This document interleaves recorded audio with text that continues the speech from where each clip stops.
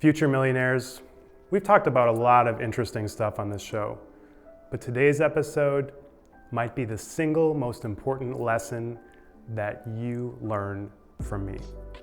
We're going to talk about emergency funds.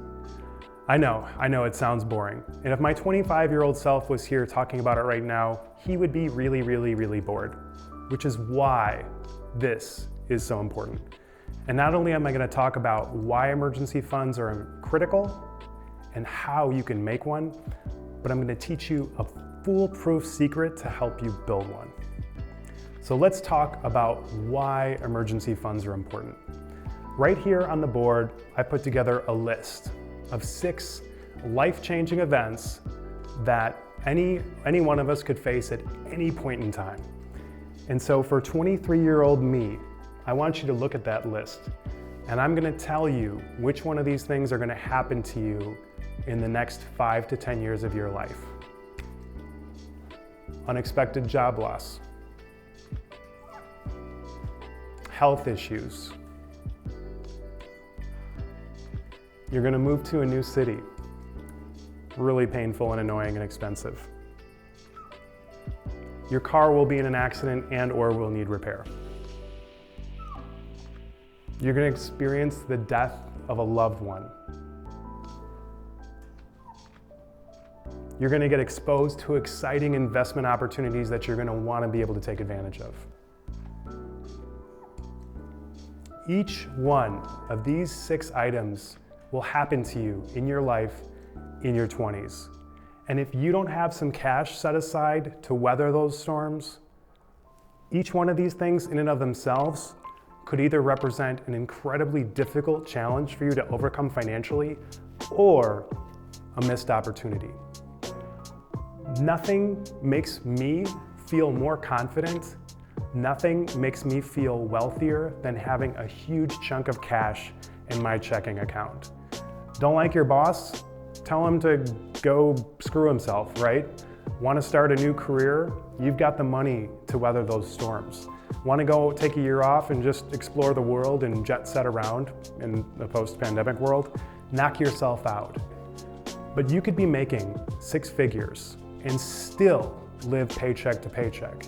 You could be making all the money in the world. You could be making $200,000 a year and spending $210,000. The world lets us spend way more money than we have, which is why nothing will give you the confidence to conquer life faster than an emergency fund. Okay, I've spent a lot of time explaining why you need to have an emergency fund. Let's talk about how to put it together. So right here, I've written down 3, 6, and 9, right? Now, in one of our earlier videos, we taught you how to put together a daily spending diary. And one of the important outputs from that diary is that it teaches you and shows you definitively just how much your life costs for any given month and time, right? So if you use the daily spending diary properly, you might have been able to figure out that your life costs around, let's say, $3,500 a month. So the 3-6-9 rule depends on the type of income that you receive. If your income is really stable, you work somewhere, you work at a very large organization like the government or a really big nonprofit, or if you work for a really large company like Apple or General Motors or something like that, the odds of you losing your job are probably pretty low. The security and the safety of your income are probably pretty high. If that's the case, you can use 3 as a multiplier for the cost of your life on a monthly basis. So if your life costs $3,500 a month, multiplied by 3, that is $10,500. That would be a really great emergency fund for you to set aside.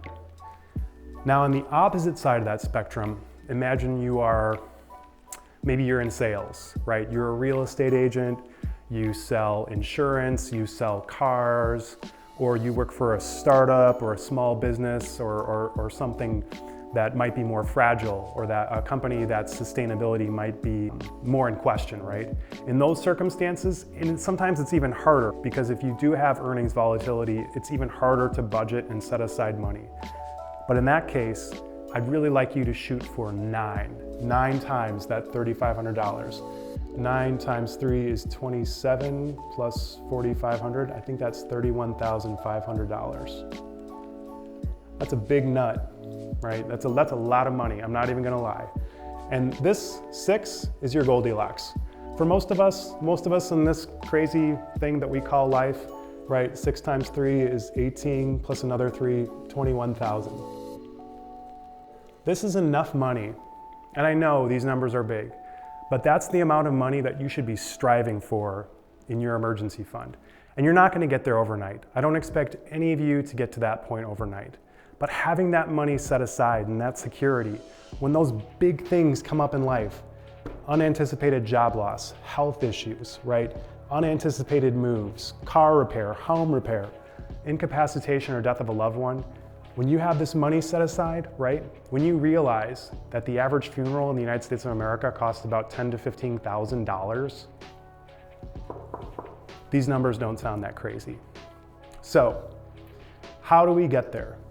The journey of 1,000 miles starts with a single step. And I'm gonna teach you a secret today to help you build your emergency fund that's almost foolproof.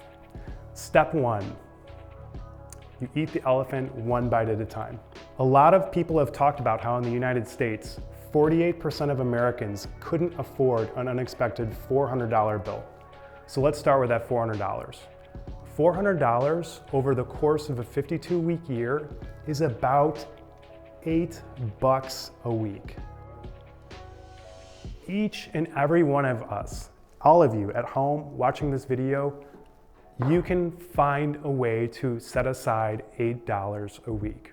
That's 2 lattes, that's 2 movies on Amazon Prime, that is 1 meal at McDonald's. You can find a way to carve out $8. And now with a lot of wonderful fintech, there's all these amazing apps like Capital and Stash and Digit, and your bank probably has a lot of cool tools that you can use too to automate the savings of this $8. So find one of those apps or use your own bank software and start to set aside $8 a week, and in 1 year, you'll have set aside $400, and you'll already be better off than half of the United States. $400 is nowhere near 21 grand, but it's starting you on the way towards that habit. And $400 can handle a few of these issues. There's a few of these issues that you can probably conquer with $400. You can conquer a broken phone, you can conquer a broken muffler. You might not be able to conquer some of them, but you're well on your way. Now, at the beginning of this episode, I talked about a secret tip that I wanted to share with you to really get you going with this. So here it is.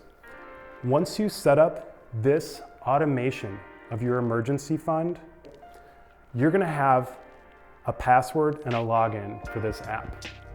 Once you have that, I want you to find somebody that you trust implicitly. Somebody that you trust. It could be a partner, a parent, a sibling, a best friend, someone that you trust with your money. And you're gonna give them this login, and you're gonna tell them to change the password.